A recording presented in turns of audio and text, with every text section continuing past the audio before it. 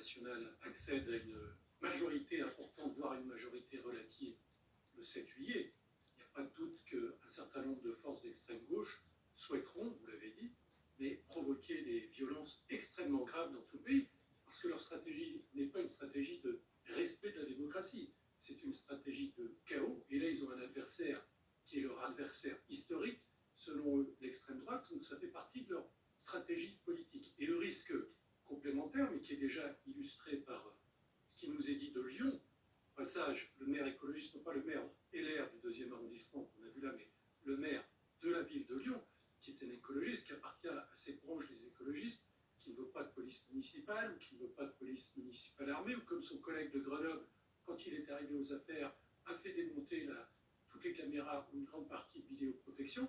Voilà que le maire de Lyon découvre qu'il faut des forces de l'ordre à certains moments.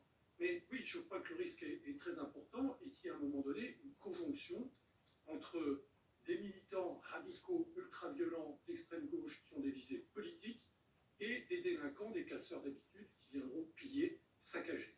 Alors, c'est pas ce qui est souligné pour l'instant, il y a quand même plutôt un risque d'affrontement ultra-droite, ultra-gauche Oui, que vous soulignez. En tout cas, c'est ce que disent les policiers avec qui on ça crée les conditions pour que les pilleurs puissent agir. Pour l'instant, ça n'a pas été évoqué facilité. du tout dans les discussions qu'on a pu avoir. Mais... Le climat, en tout cas, est particulier aussi avec, comme l'a rappelé le Premier ministre ces dernières heures, une certaine parole aussi qui tend à se libérer depuis les élections européennes, une parole parfois raciste, parfois homophobe, c'est ce que certains constatent. En tout cas, on écoute le Premier ministre. Le Rassemblement national a, je le disais tout à l'heure, des candidats qui tiennent des propos haineux et violents. On le voit depuis plusieurs jours. Il y a aussi malheureusement des gens dans notre pays qui ont des pulsions de haine, d'agressivité, qui se libèrent quelque part avec la perspective de l'arrivée du RN. Vous seriez prêt à rester le temps qu'il faut pour que l'ordre soit rétabli? Je ne suis pas là pour faire des hypothèses, pour dire ce qui se passera, etc. Je me bats dans ces élections. Il y aura toujours un gouvernement aux manettes. Là-dessus, évidemment qu'il n'y a pas d'inquiétude à avoir des Français de ce point de vue-là. L'inquiétude, elle est si la majorité change et si vous avez le Rassemblement national qui venait à gagner ces élections.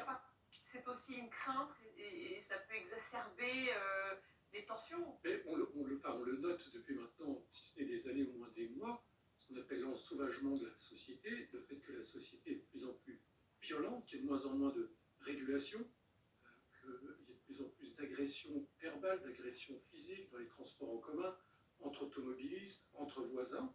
Et donc tout ça a créé un terreau qui fait que, effectivement, avec cette campagne électorale où il y a un certain nombre de propos, vous en parliez effectivement tout à l'heure, quand délibérément Jean-Luc Mélenchon cible les policiers, tout ça crée effectivement des conditions qui peuvent faire en sorte que la violence passe à des niveaux qu'on n'a pas connus encore ces dernières années. Avec les JO